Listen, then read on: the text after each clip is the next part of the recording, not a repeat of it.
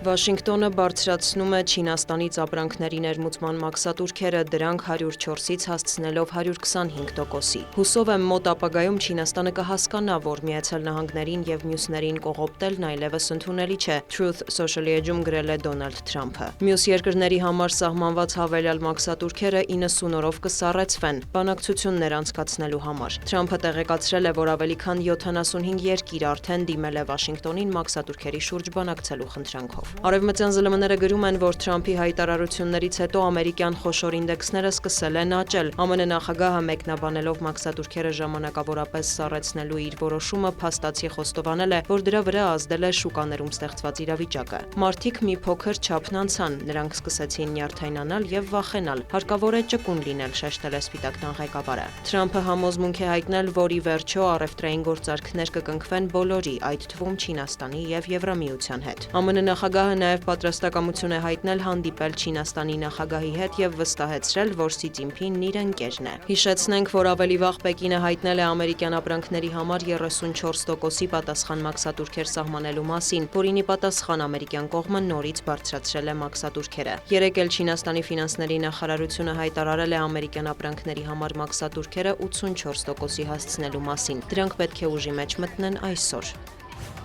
Դոնալդ Թրամփը հանդես է եկել մի շարք այլ հայտարարություններով, ԱՄՆ նախագահը չի բացառել, որ Իրանի դեմ կարող են ռազմական գործողություններ իրականացվել, եթե միջուկային գործարքի հետ կապված խնդիրները չլուծվեն բանակցությունների միջոցով։ Նա հավելել է, այդ դեպքում Իսրայելն առաջատար դեր կստանձնի։ Թրամփը նշել է, որ իր առաջին նախագահության ժամանակ պատժամիջոցներ է սահմանել Իսլամական Հանրապետության դեմ, ինչի արդյունքում Իրանը չի կարողացել միջուկային զենք ստանալ։ Նա նաև հայտարարել է, որ Միացյալ Նահանգներն ունի աշխարհի ամենահզոր զենքը, որի մասին ոչ ոք չգիտի։ Թրամփն անդրադարձել է Եվրոպայի հետ հարաբերություններին, տեղեկացրել, որ Միացյալ Նահանգները կարող է կրճատել իր զինված ներկայությունը Եվրոպայում։ Մենք ծախսեր ենք կատարում Եվրոպայում մեր զինվորականներին պահելու համար, սակայն լուրջ փոխհատուցում չենք ստանում։ Այնպես որ կքննարկենք այդ հարցը, հնարավոր է առևտրային բանակցությունների շրջանակում, ասել է Սպիտակ տան ղեկավարը։ Նա նաև հույս է հայտնել, որ Ուկրաինայի եւ Ռուսաստանի միջև հնարավոր կլինի խաղաղության պայմանագիր կնքել։ Թրամփը չի բացառել, որ ինչ-որ պահի կարող է հանդիպել Վլադիմիր Պուտինի հետ։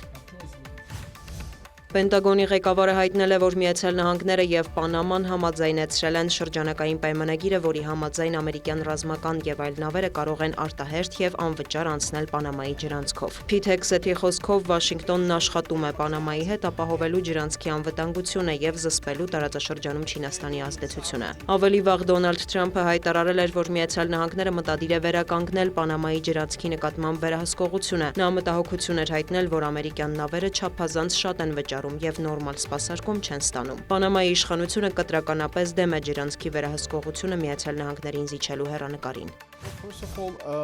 Թուրքիան եւ Իսրայելը ուղիղ բանակցություններ են վարում Սիրիայում հակամարտությունը կանխելու նպատակով, հայտարարել է Թուրքիայի արտգործնախարարը։ Նրա խոսքով կարևոր է խուսափել կողմերի միջև թյուրիմացությունից։ Հական Ֆիդանը նշել է, որ Թուրքիայի ու Իսրայելի միջև հիմնական խնդիրներն են Գազան, Արևմտյան ափը եւ Ալ-Աղսա մզկիթը։ Մենք որևէ մեկի հետ հակամարտության մեջ մտնելու մտադրություն չունենք, բայց նաեւ անտարբեր չենք հետևի Սիրիայում որևէ գործողության, որը վտանգ է ներկայացնում Թուրքիայի համար։ Իսրայելի ռազմավարությունն է ոչինչ չթողնել Սիրիայի նոր կառավարությանը, ասել է Ֆիդանը։ Նրա խոսքով, եթե Սիրիան Թուրքիայի հետ ռազմական համաձայնագիր կնքի, Անկարան պատրաստ է աջակցություն ցուցաբերել։ Թուրքիայի արտգործնախարարն անդրադարձել է նաև Միացյալ Նահանգների հետ հարաբերություններին, նշել, Անկարան աշխատում է հակաթուրքական պատժամիջոցների վերացման ուղղությամբ։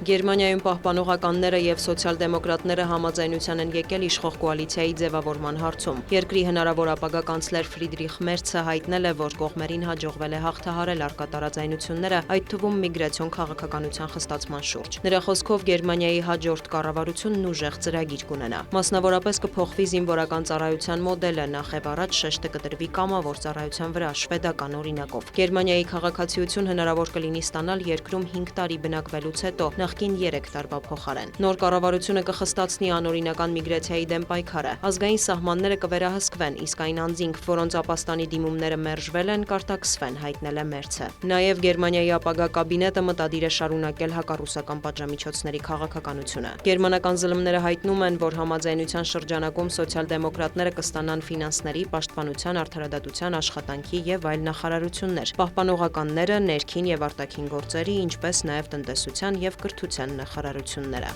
Դիանա Գասպարյան, լուրեր։